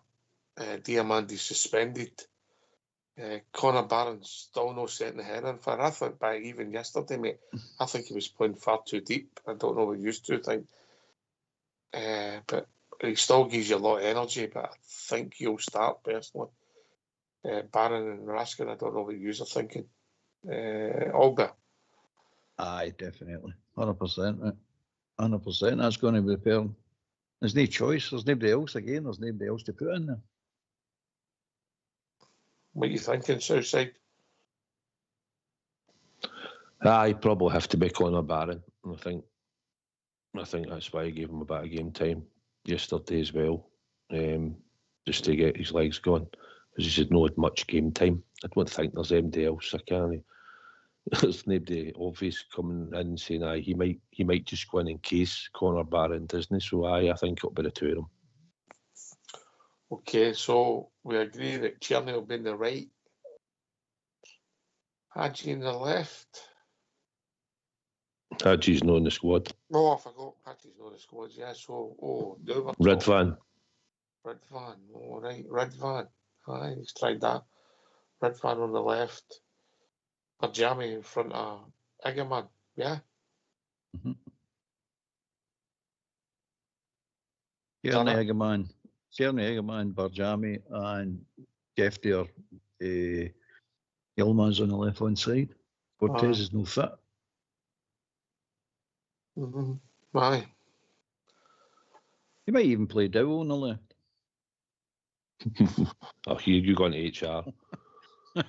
You'll be getting in with Fox. Do you think there's a chance? Do you think there's a chance Ridvan plays on the left? Yeah, every chance, mate. With Diallo, obviously. I think there's every chance, mate. Right, there you go. Maybe we're agreeing something then. Aye. Well, I think we're pretty much agreed on the team. I think the thing is, we have to get that many obvious options, haven't we? You know? Albert? No. that's what you're talking about. And the four I said you're going to get rid of, neither of them is going to make any difference, you wouldn't imagine. So that is. But right, Matondo should be on the left. That if he was up to speed and the player that he thinks he is or everybody else thinks he is, he should be actually starting that game. But he's not. There's no sign of him either, is there? I think he's fell down again, or he's chipped his nails or something. But Yeah, no. Aye. Southside. we've got tons of left wingers, but Sorry, no Sorry, Albert. We've got tons, as you're saying. Matondo should be the one that should come in and probably replace him. The other two is who we seen yesterday would be Finlay Curtis and Lovelace. Unless you put Bajrami out left to make, depending on what sort of style and system he's putting out there to play, you could put Bajrami slightly left, and then you'd need to fill a hole somewhere else. Who would he play in that, if you like, the number 10 role then? Or that Gosling. Oh, mate. You're going to have to go to HR twice to one game, mate. I'm honest. Listen, I want young Ross McCausland to make it. He looks like somebody is void of confidence to me. I think he's gone, mate. And he has to, maybe it's not his right position. I get that. Used to have been champion in a different position. But he's not even doing the basics anymore. I know he got the goal yesterday, and he was better in the second half than he was in the first. But that would have been hard, mate. That's like, you know, he was dreadful in the first half. Dreadful against a team that is miles away from where we are, no? He might play him on the left. What's that, mate? He might play McCausland on the left. Don't see it, mate. Don't see it. But I just think, I'm being polite when I say he's a boy. I think it looks as if he's void of confidence, Southside. Aye, he's had a couple of injuries and he's took a while to come back. And when he's come back, he's not done very much. Maybe his confidence has went. I've always said, even when he was playing well, it isn't his position.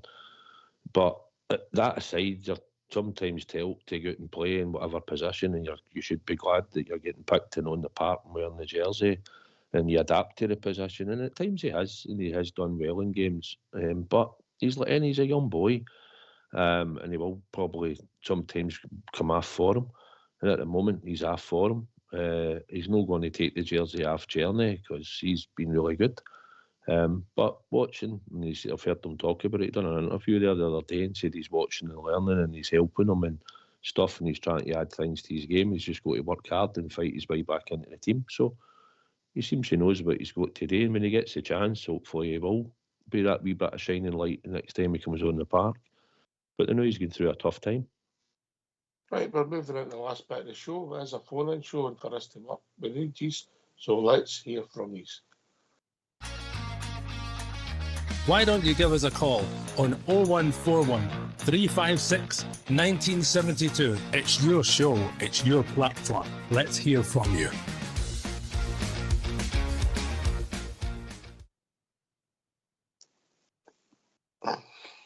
When you go, Albert? Where am I going? I don't know, phone on for Southside there. And his words of wisdom. What did you say, Southside? I said if he played McCausland in the 10 role where he should be playing, he'd be exceptional. He's going to HR and all along with me and Fox, is he? You never know, by the way. We just talked about necessity there, and these players getting chances all over the place. This might be one of their times. I'll be honest with you, I'm not convinced by Rami as a number 10 anyway. I think he's better on the left, personally speaking. He's fits and starts, and he's done some nice things, and then he's had some average games, to be fair, in him also, yeah. He's had more average games than good games, man. Aye. I would be polite and say the jury's still out, Albert. Mm-hmm. I mean, I'm not saying he's a bad player. I think he is a good player. I think he's got some nice skills, but he's not as much involved in games as as much as I think it should be. No, yeah. Anyways, again, he might be still settling in and whatever, but at the moment, I prefer him. I must admit, I do prefer him on the left than number 10. I think Haji's a better number 10 than Barjami at the moment, or Bayrami. Right. Haji's thrown glimpses as well, you know. But, I mean, he's had some good games and he's done some great things also, you know. But he's also disappeared in a couple of games in the last few weeks. Mm-hmm. But listen, that's what I'll say about flair players, are guys that try and make it happen Southside, isn't it? Aye, in that position, you're trying to get them on the ball and they should go and do the magic. I think he's had more better games on the left than he's had in the 10 position. But he has got skill and he can see a pass and he's quick, he can play the 1-2s. And I think they're just starting to, I think we had him, Cherny and that, I think it's in Enigma and Danilo in the park at times. I think you've seen wee bits and bobs at times where they've really had wee quick, sharp passing and it's led to goals and stuff. But I expecting more, expecting them to be scoring outside the box and probably more assists. But I think he's done better work on the left for us in most of the games that he'd started playing than he has in the number 10. Although against them twice, he done a disciplined job by going and sitting in that space between McGregor and the centre back, and he done it well. So he knows how to follow instruction, and the Albanian national team all usually work hard when we watched them in the Euros or World Cup, whatever it was, and they'll work as a unit. And he said he's happy to play in a 10 or on the left, and he's a worker and a grafter. I think he's a team player. And I'm hoping that he gets better. I'm looking for sort of more consistent performances at Mox. I think we're due to see a bit more for him. Aye, I think that'd be fair. I think you're more than fair when you say that, mate. You know, he's done some nice things. He's had some decent things, but he's also not consistently. And he's been hauled off a few times, hasn't he? And then he's been on the bench, you know. But well, listen, I would say some of his better games have been in Europe, if I'm being honest, Albert. I mean, he's scored in Europe. He's got skill, mate. I'm not underplaying the boy. The boy is definitely a player. There's a player in there, but he's just no in the game as much as I think he should be. But Europe, it does suit him. It suits him better anyway. You can see that. Again, out on the left, I think he's better out on the left at the moment. I think it's just might be a sort of wee settling in period required for him. And I think it's next season, maybe the back end of this season. Now, next season, you'll see the best of him. What does he play for his country?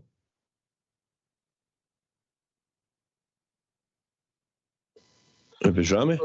We're going to have some side next season when everybody gets to the best. Aye. So where does he play? He's played in the 10 and he plays just wide left. He can play as an 8. He can play as an 8 in the midfield and all. He's filled a few positions for the national team. No, it's just a good technical. It's just a good technical football player. So aye. We're just wanting for a wee bit more consistency, weren't we? Aye, that's it, mate. Just get involved a wee bit more. But he is a player. You know what? He's got an eye for a pass as well. He's shooting. He always seems to get blocked when he's shooting. Right, and I think he'd get his shot away a wee bit quicker, I suppose. But there again, it's just fine margins. Tav one yesterday, wasn't it? Wasn't half. Wasn't half, and he can still hit a ball. That's what you're looking for, Tav, isn't it? But I'll be pleased on Thursday. I fear for him on Thursday getting that wee Diallo's on him, because he's one wee tricky player, that wee boy. Well, he's been playing the other side of the pitch, so Tav will be quite happy. Thank God for that. He's having a bright spot, part of the season. I don't know if he's running away from Jeffy. I don't know run away from Jeffy, but he might dribble by Jeffy. I might dribble past him, aye.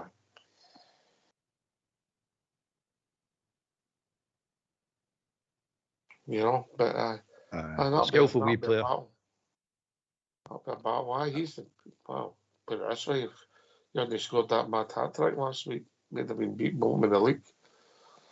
You know, but we'll see what it takes us. When he come on the sub, we know that this guy's going to set up 3-4-3, mate. That's the way he sets up all the time, isn't it? Is it? Aye, there's no. That's his setup. That's what he's brought there. That's what he's done. That's how he goes, and that's where he's getting some of the criticism because they think it's only 2 in midfield and they've been outnumbered. Mm-hmm. Some of the discussions we've had with the setup, but that's his how he does it, and that's he's done with Sporting, and that's what he's doing with them. So I don't think they'll change tomorrow. Thursday, Southside. No, that's his philosophy and that's his system. And I think since he's come in, he only really had about 1 full week before the Liverpool game. I think it was at Anfield that he had the chance to work with a squad. And then, like I say, the results haven't really improved since. I thought they'd probably be up for it that day when we were going to Anfield, but Brighton done a number on them. I think it was Brighton done a number on them. So they set up 3-4-3. Might suit us, you know. Clement's tactically in the backroom team have been tactically good in Europe for every away game we've been on so far. He's set us up well. We've had a lot of chances. We should have won the Olympiacos. So, I'm looking forward to it, and if we can create the chances against this type of system, and I'm sure he'll have an idea of what he wants to do, and as long as the players execute it and play on the night, we could have a right good night in Manchester. Aye. I hope so, mate. I hope so. We just need to be take our chances and no individual errors. Southside, Aye, because they've got players that can hurt us. As Garnacho is, Albert was saying, and Zerkee, and they've got Hoyland and they've got Danilo.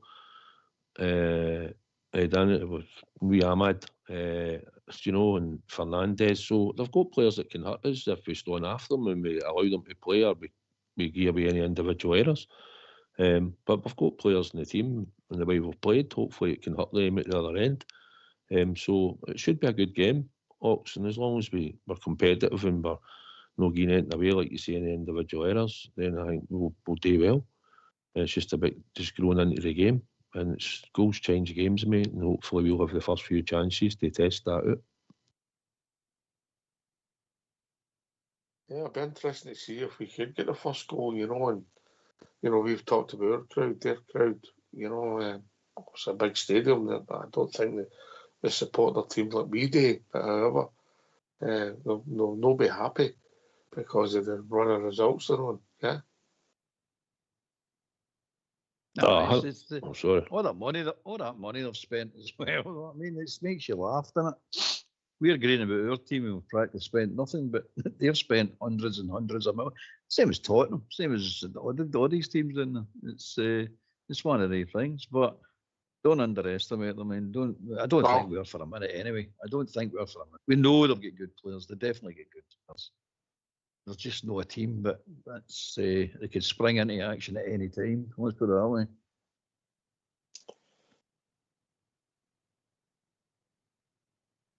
Aye. They play a more competitive league, there's no doubt in that, you know, but however, we've done it before, we can do it again, and we go there with a bit of optimism, and hopefully we can come away with a result, and then it's all focus on Dundee, and the games are coming around thick and fast, you know, so it's bizarre for January, isn't it, when they've talked about winter breaks and you need this and that, and then we're playing all these games when the parts are meant to be that bad we can't play it. I'm struggling with it, Albert. I'm struggling with it. The logic that is Scottish football, is that what you're meaning? Or the non-logic was Scottish? And even throw in European football, mate, when teams are travelling all over the continent, when potentially the weather's at its worst, isn't it? Apart from money, the big problem you've got is you've got UEFA trying to compete with the Premiership.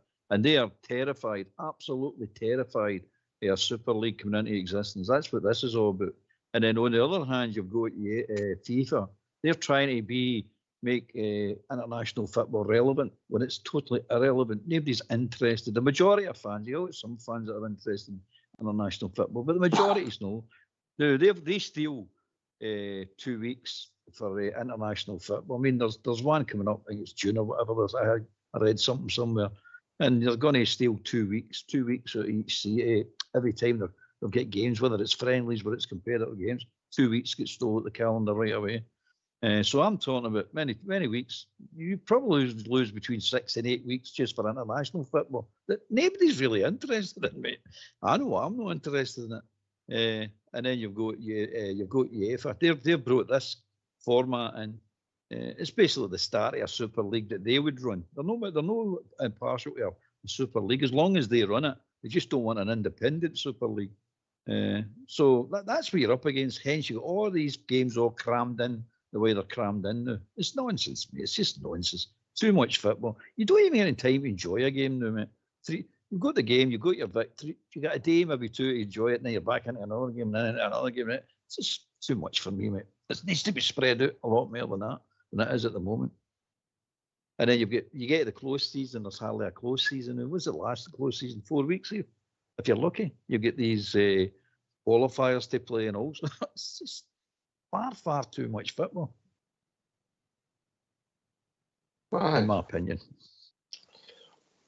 I don't think you're alone, mate. I don't think you're alone. It's good for us. Gives us plenty to talk about, Southside, but I get it, mate. Well, he's right in what he's saying, because I'd seen something on the news today that in Scotland, as you're talking about, some people bother about it. I certainly don't, but they've arranged 2 friendly games in June in preparation for a World Cup game or something. Is it World Cup they're going to qualify for?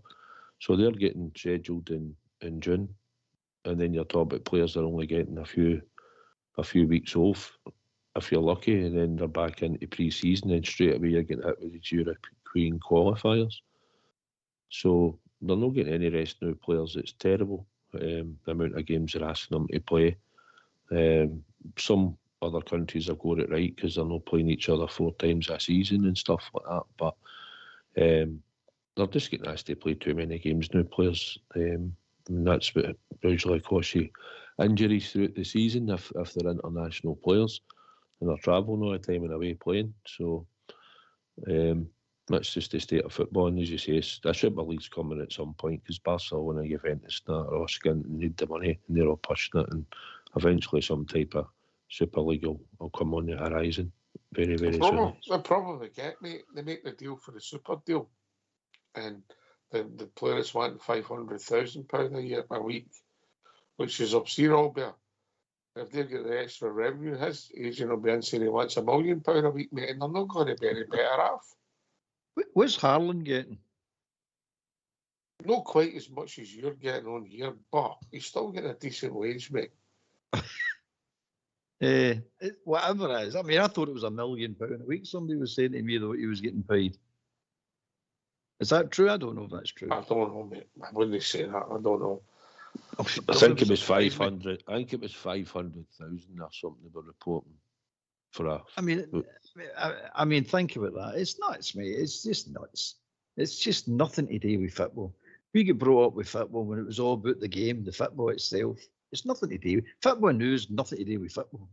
It's just marketing. It's just garbage. It's nonsense. It's hype. It's just an end. You're just getting it rammed down your throat every 3 days now.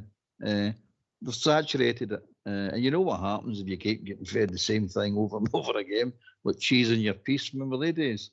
You soon get fed up with it, and you'll find that people. I mean, I don't know about you, how much football you watch, but I'm lucky if I watch 20 minutes of any game. My wife that likes the football more than I. She watches more football than me. I watch the Rangers. That's all I'm interested in, mate. Just watch the Rangers games and that's it.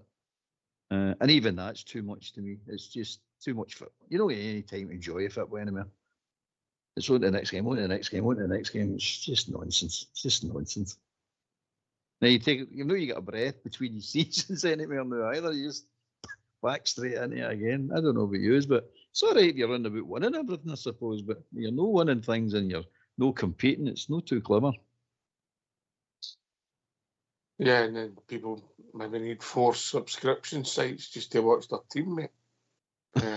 Yeah, true. You know, you've got Sky Sports, BT Sports, Premier Sports, and Amazon. They're the ones that are showing all the games, mate. So people would need 4 packages, you know.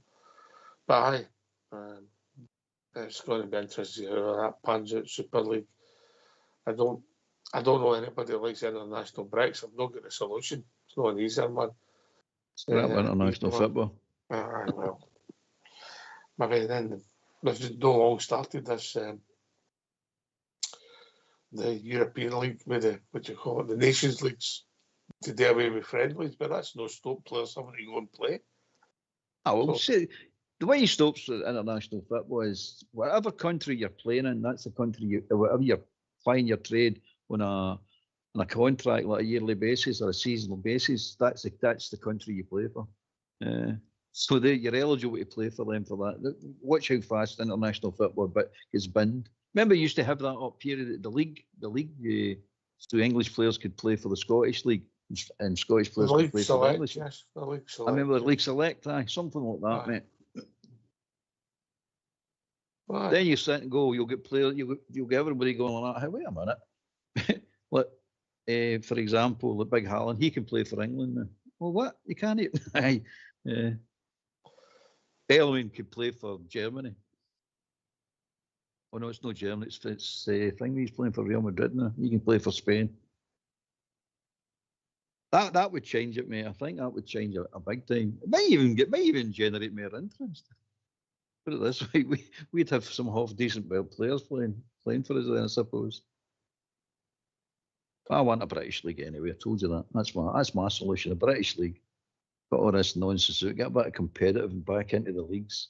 So you're watching competitive football again instead of this stroll to league titles and nonsense like this. Anyway, rant over. Well, it's not what you know of a rant, is it? Yeah. It's true, mate. True. Well, we've not done all their list for a while, so next time you're on, mate, you need to dig out a list, don't you? I'm going to list my rants. That's what I'm going to do. I'm going to bring it as a Christmas special. The last time I seen in his list, it was 4 vodka, 3 heavy, 2 lager. I don't need lists to go to bars, mate. Good memory for that. Basically, you get what I bring back. Fair enough, mate. Fair enough. Trying to end me. You know, but anyway, it's a big week. This is a big prestigious tie, yeah? And I just don't think it's getting the hype it deserves, if that makes sense. I know it's only Monday, and I know, but because of the competition it's in, I just don't think it's getting the hype it deserves. Southside. I've not seen it. Obviously, we've all talked about it amongst ourselves, and everybody that's travelling down, everybody's looking forward to it. So maybe later on in the week it might get a build-up, but maybe because they're not doing so well either. But listen, they'll want to win. He's wanting to get his team back to winning ways, and he'll look at us playing in Scotland and think, well, we'll fancy our chances. We're at home, we play in the Premiership, and we've got a lot of players there that cost a lot of money, so he'd expect to win. But we'll see. I just think it's our problem will be coming off the bench shocks. It's how if we need to make changes, and if we do, it's what we're going to have on our bench to make the difference. If it's in, or is it just going to have to come? We're going to make subs late in the game and depend on the starting 11 that we put on the park to start with. That might be the issue. That's an issue that Clement will have as well, looking at the bench. Listen, mate, if we're short the centre back, we're also short. I mean, Old Trafford is a big pitch, yeah. We're also short in the Raskin Barron to refresh that bit, your engine room. And if you've got Whiteman going up and down, who do you bring on the right? Maybe you bring McCausland on. He's done it before in Europe. He came on and got the goal with Malmo, didn't he? Yeah. You know, but we're short, mate, and we know we're short. and that's how it's imperative that the guys that maybe disappear for the club, and hopefully we bring some money in for them so that we can free up their wages and get some people in who are going to be in the first team. We've had too many people on too big a wage who have not contributed often enough to the first team, Albert. That's it. It's like that's it in a nutshell, mate. Too many of them. You can carry some. I wouldn't like to carry any of it. You can carry some, but you can't carry the amount we're carrying. It's good. You've got to have people that's coming in to make a difference. It's imperative we do that, mate. As you just said, it's imperative. But again, we're lacking. We're lacking in depth. We've known all this season, mate. We're not kidding ourselves on. We knew this. We knew we're at this going down there. Well, let's be honest. A shadow of our squad with the injuries and whatnot, and lack of people we can't play because of the injuries at the beginning of the season. We didn't put them in the squad. And this is the thing about the squad I was talking about. It's sad, mate. It's sad. A big game like this, and you're not really prepared for it. You're not prepared for it properly. Not that it's anything to do with the manager. Really. It's just a case of circumstances with injuries and suspensions now with Diomande. It's just, there you go. We never seem to catch a break when it comes to these sort of things. No, this season anyway. No many seasons, right enough. But that's the situation we find ourselves in. So I think it'll be good down there, and you need to get the attitude of the guys and tell them, look, nobody's expecting anything obvious down here, apart from Rangers supporters, that is. At the end of the day, they'll be wanting to run up a score against you. That's what they'll be wanting to do to build their confidence. And get their crowd off their back. So we need to be careful. We really need to be careful. But as you've pointed out, and Southside's pointed out, we've done it before. We can do it again. Yeah. Last word for your good self, Albert. What a pleasure to have you back, mate. And by the way, thanks for that lovely gift, mate. Much appreciated. Yeah, well, there's another one there. So a 20 of that, so you'll get two. It's good to go with Southside yourself, mate. Fox and Old School Blue in the background there. Enjoyed it tonight, mate, and looking forward to the game Thursday. Yeah. Where am I? Southside. Aye, good to do a wee show tonight and talk about the Rangers, and good to get Albert back, do a wee show with him for his holidays. So it was a good wee night and good to be with yourself. So we're all looking forward to Thursday, mate. It's the game that matters now. Thursday. Big games for the Rangers. So just need to hope that we can get down there and get a victory, or we'll come away with a draw, and that'll be more than enough. So thanks for having us on, mate. And always there's only one team and one crown. Right, well, not quite. Obviously, the Dundee derby hasn't finished yet, gentlemen. It's still playing, so we'll not be having a draw. It's 96 minutes. And as we sit at the moment, Dundee are winning 1-0. No long to go, so the draw will be shortly, but we don't know when. And obviously, if Dundee United were to score, that game we go to extra time, and we would have the draw after that's finished. So we'll comment on the draw tomorrow night, but we'll be obviously hanging about the night, waiting to see who we get, but we don't know when. Listen, thanks to Albert and Southside for doing the show. Of course, Fox and Old School Blue, who's sitting in the back down, putting the facilities on so that when you like, you can phone in and discuss anything about the Rangers. This has been Rangers Radio. We'll be back tomorrow night between 8 and 10, I suppose, as we keep building up to a massive game, Old Trafford, Man United versus the famous Glasgow Rangers. And remember, they've been beat 6 out of 7 games. They Brighton, Old Albion. Take it away, Old School Blue.